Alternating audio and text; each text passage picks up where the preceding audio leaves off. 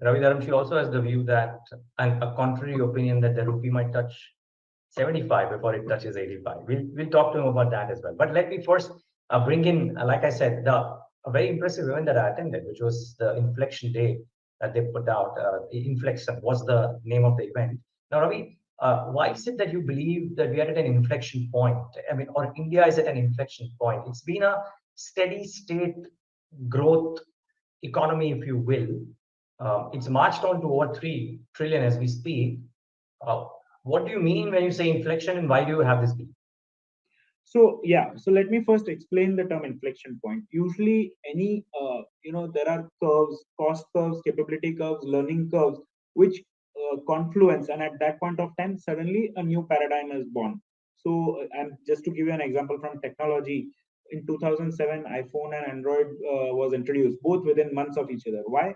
Because at that point of time, the technologies that enabled the smartphones became cost competitive, as well as there was enough in terms of availability. So for example, we had the LCD display, or for that matter data, then sensors, or everything that goes into making a mobile phone, that all those things became viable at that point of time, and that gave birth to smartphone, and then smartphone gave birth to many industries, and that got adopted, and then there was an S curve adoption of that technology.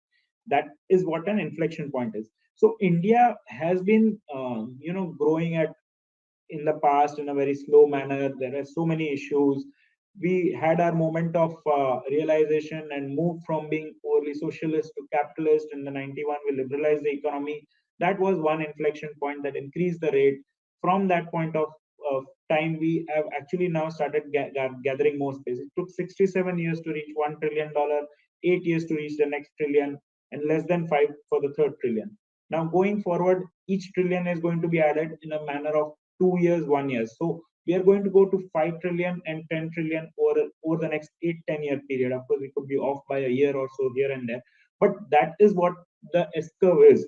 This is how it is going to be. Now it is going to be a much faster rate of growth for India because of so many steps being taken. Now I'm from road infra to port infra to entire digital stack that we are talking about, the kind of regulatory infrastructure that we have put in place. So we have been constantly chipping away and adding to our infrastructure, to the robustness of the economy, and we have been cleaning up the system for the last 7, 8, 10 years. So this is what is now coming to a confluence and this is what is going to provide that path of a faster growth rate.